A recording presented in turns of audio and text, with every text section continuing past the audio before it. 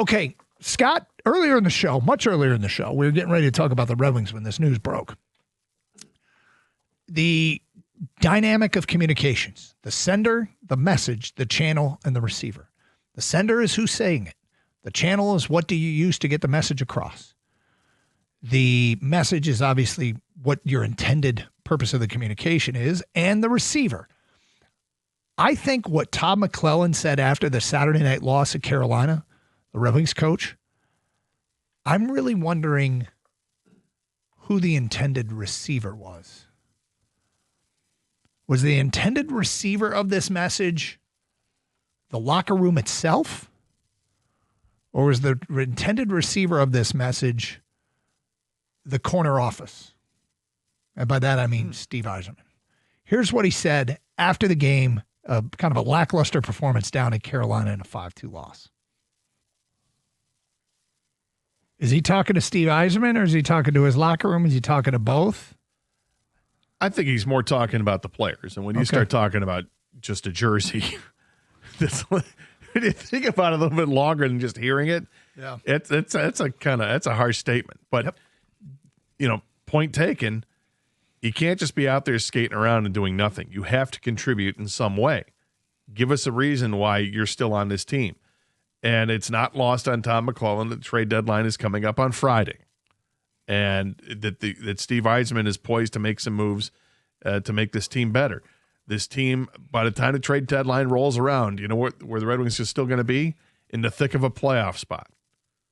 They're not going to lose that spot at that point. So it's really incumbent on the players to take this information and do with it what they will.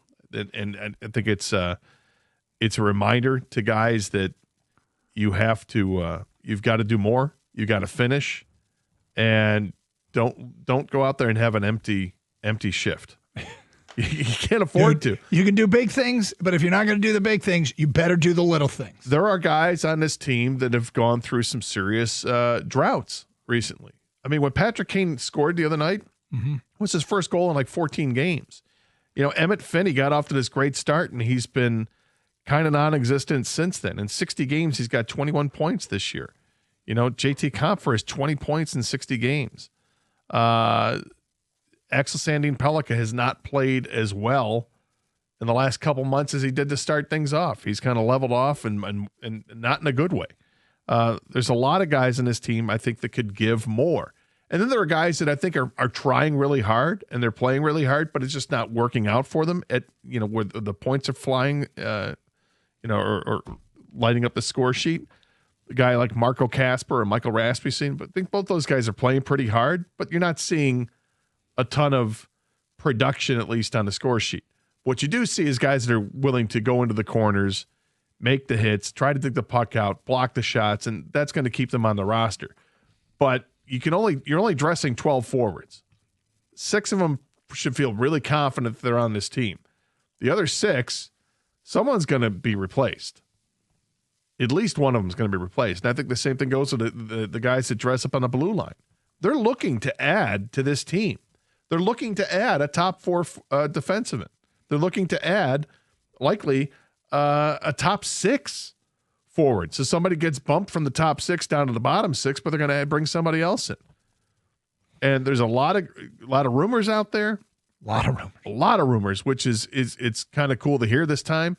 And look, the longer that this whole what's his name? Tyler Myers. The longer the Tyler Myers situation is playing out, the more I don't think this is going to happen in Detroit. That the rumor over the weekend broke that it's a second-round pick for Tyler Myers from Vancouver, but he's got a no-trade clause, and he doesn't want to leave that area. And he's got some personal reasons for not wanting to, and totally understand it. Yeah, right? He's deeply rooted in British Columbia. His son is, special needs, and he really likes the treatment he's getting there.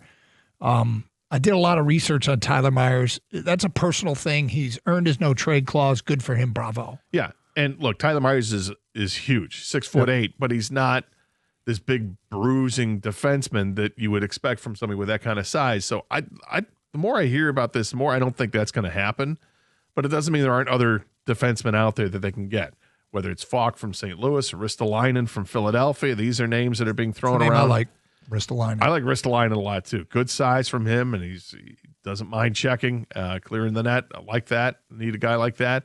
And then from a forward standpoint, Brian Thomas is just coming back with St. Louis, and apparently they're willing to move him, but that's going to come at a heavy price.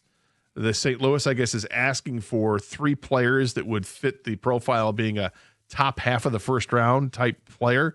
So whether that's a combination of picks, like you'd give up a first round pick, you give them a player in return that's a pretty good player, and then a prospect of some kind. That's what they're asking for. That's what the Athletic is reporting. That'd be interesting. Trocheck from the Rangers. Okay, can that really happen? Yes. I would be thrilled to get Trocheck.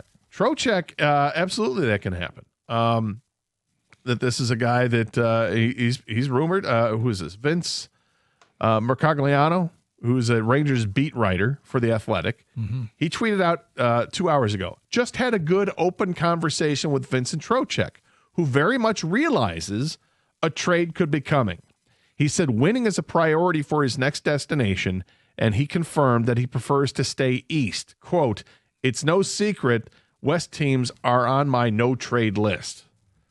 So if he's going to go anywhere, it's either going to be to the Eastern Conference or maybe to a team that's in like Chicago or Minnesota, some team that's in the Western Conference but in the Central Time Zone. But would it make sense to come to Detroit? Absolutely. He's a great two-way player, would fit exactly what the Red Wings want. Same thing with Thomas. Both Thomas and Trocheck, either one of those guys, take him in a heartbeat.